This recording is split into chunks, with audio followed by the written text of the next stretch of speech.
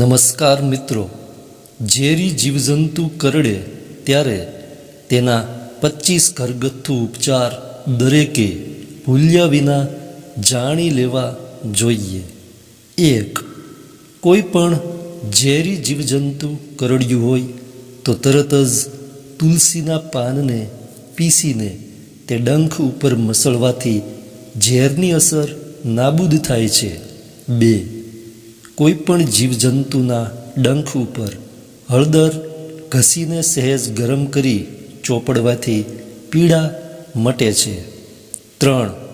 કોઈ પણ જીવજંતુના ડંખ ઉપર મીઠા લીમડાના પાન વાટીને ચોપડવાથી ડંખની પીડા અને સોજો ઉતરે છે અને ઝેરની અસર દૂર રહે છે. 4.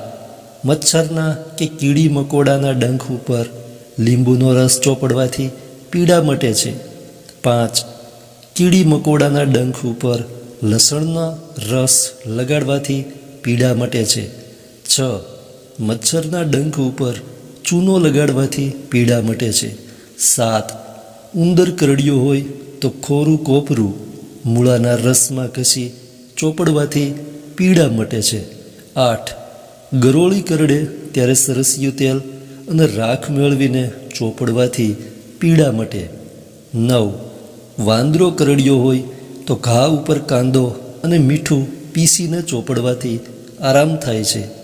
10. છાપ કરડે ત્યારે 10 થી 20 તોલા ચોખ્ખું ઘી પીવું, પછી 15 મિનિટ પછી પી શકાય તેટલું નવશેકું પાણી પીવાથી ઉલટી થઈને ઝેર બહાર નીકળી જાય છે. 11. છાપ કે વીંછી કરડ્યો હોય તો તેના ડંખ ઉપર લસણ વાટીને ચોપડવાથી અને લસણનો 2 ચમચી જેટલો રસ મધમાં મેળવીને ચોપડવાથી તરત રાહત થાય છે અને ઝેર ઉતરે છે. 12. વીંછીના ડંખ ઉપર કાંદો કાપી બાંધવાથી વીંછીનું ઝેર ઉતરે છે. 13.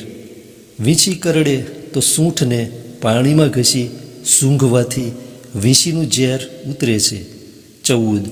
ફુદીનાનો રસ પીવાથી કે ફુદીનાના પાન ખાવાથી વીંછીનું ઝેર ઉતરે છે. 15. તાંજળિયાનો રસ સાકર સાથે પીવાથી વીંછીનું ઝેર ઉતરે છે. 16. વીંછીના ડંખવાળો ભાગ મીઠા પાણીથી વારંવાર ધોવાથી તથા સહેજ મીઠું નાખેલા પાણીના ટીપા બંને આંખોમાં નાખવાથી ઝેર ઉતરે છે. 17. આમલીનો ચીચોડો સફેદ થાય ત્યાં સુધી પાણીમાં ઘસી એ સફેદ થયેલો ચીચોડો વીંછીના ડંખ ઉપર ચોપડવાથી ઝેર શોષી લે છે, પોતાની મેળે ખરી પડે છે અને ઝેર ઉતરે છે. 18. કાનખજૂરાના ડંખ ઉપર કાંદો અને લસણ વાટીને ચોપડવાથી ઝેર ઉતરી જાય છે. 19.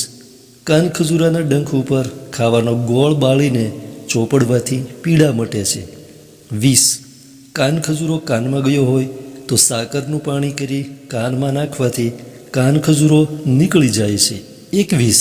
કાનખજૂરો બગાઈ જેવા જીવજંતુ કાનમાં ગયા હોય તો મધ અને તેલ ભેગા કરીને કાનમાં નાખવાથી બહાર નીકળી જશે અને રાહત થશે. 22. મધમાખીના ડંખ પર મીઠું ચોપડવાથી પીડા મટે છે. 23. મધમાખીના ડંખ પર મધ ચોપડવાથી પીડા મટે છે. 24. મધમાખીના ડંખ પર કાંદાનો રસ અથવા સુવા સિંધવ ને મીઠું વાટી ચોપડવાથી તેની પીડા મટે છે અને આરામ થાય છે. 25. મધમાખીના અને ભમરીના ડંખ ઉપર તપકીર, છીંકણી અથવા ઝીણી કરેલી તમાકુ ચોપડવાથી અથવા ડુંગળીનો રસ ચોપડવાથી તેની પીડા મટે છે અને આરામ થાય છે.